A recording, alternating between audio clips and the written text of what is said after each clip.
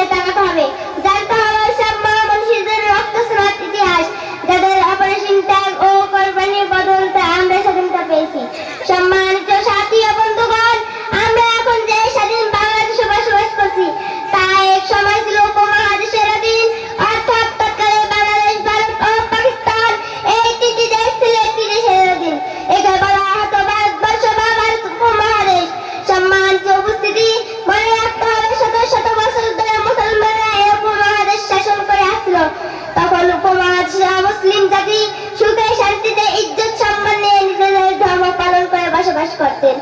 1608 খ্রিস্টাব্দে ইংরেজ জাতি ব্যবসা বাণিজ্যের উদ্দেশ্যে উপমহাদেশে আগমন করে।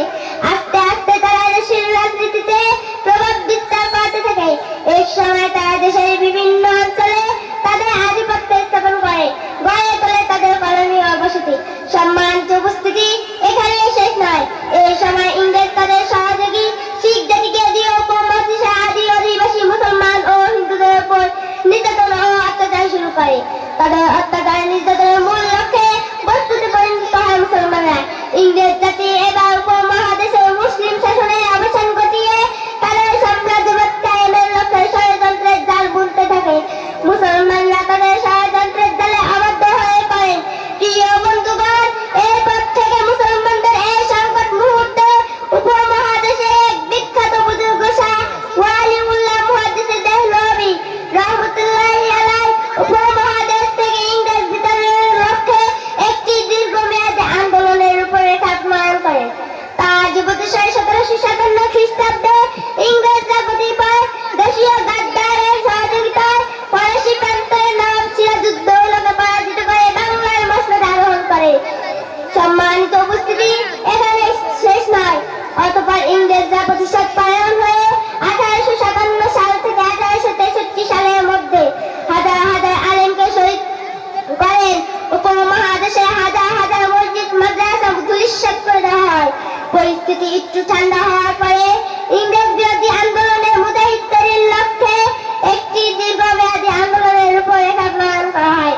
পরবর্তীকালে উলামায়ে দেওবন্দের অপ্রতিরোধ আন্দোলনের ফলে 1947 সালে উপমহাদেশ থেকে ইংরেজরা চলে যেতে বাধ্য হয়। 1947 সালের 14 আগস্ট স্বাধীন হয় উপমহাদেশ। ইংরেজরা উপমহাদেশ থেকে চলে যাওয়ার সময় আমাদের কি মনে চলবো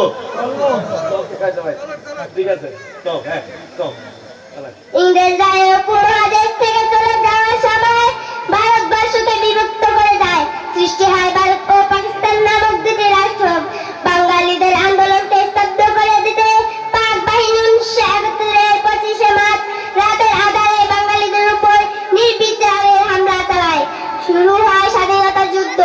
দীর্ঘ 9 মাস যুদ্ধ করার পর 1971 16 ডিসেম্বর বাংলাদেশ পাকিস্তানের কবল থেকে স্বাধীনতা লাভ করেন।